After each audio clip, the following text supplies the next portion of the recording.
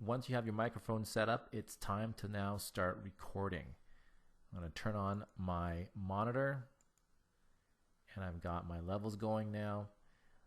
To start recording, just hit the record button there on your media control panel, and one touch starts the recording process. And you can see now I've got the track starting to run here and the audio signature starting to appear. Again, just basically following the audio that's being recorded through the microphone. To stop the process, you can go ahead and hit stop. And using again these media controls, you can click on the skip to start to take you back to the beginning, and you can play your audio that you just recorded. Now, one handy feature that you need to be aware of is to select this option here called Selection Tool. Now, this will allow you to basically move your selector line or your indicator line to different parts of your project. And what this will allow you to do is essentially select different parts on your audio track. So if I didn't necessarily want to go to the very beginning and instead I wanted to start listening in maybe halfway through, I can just move my mouse or cursor over here and click on that part of the audio track. You can see here now that I've got this line appearing, so that when I hit play, it now starts from that line.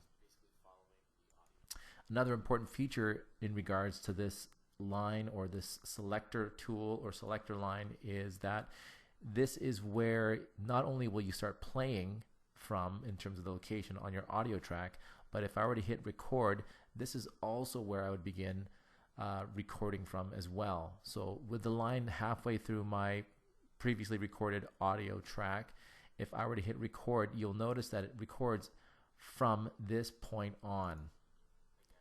And in doing so, it will start a second track, but it will start from that line where it was halfway through the track.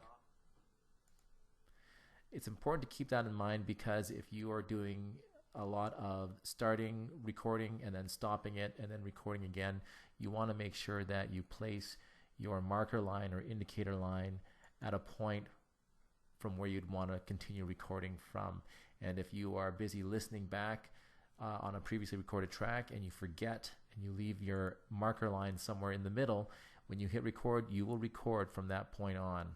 So to fix this, I can just simply delete that previously recorded track because I don't want that there, and I can then instead record right from here, hit record, and I will continue recording from the last point where I left off. Perhaps an easier way of getting around this is, instead of using the stop button, is to simply hit pause. And by hitting pause, it stops the recording, and when I'm ready to record again, I can simply click the pause button again and I continue recording from the last pause position. So some basic tips and tricks when it comes to recording your first audio track in Audacity.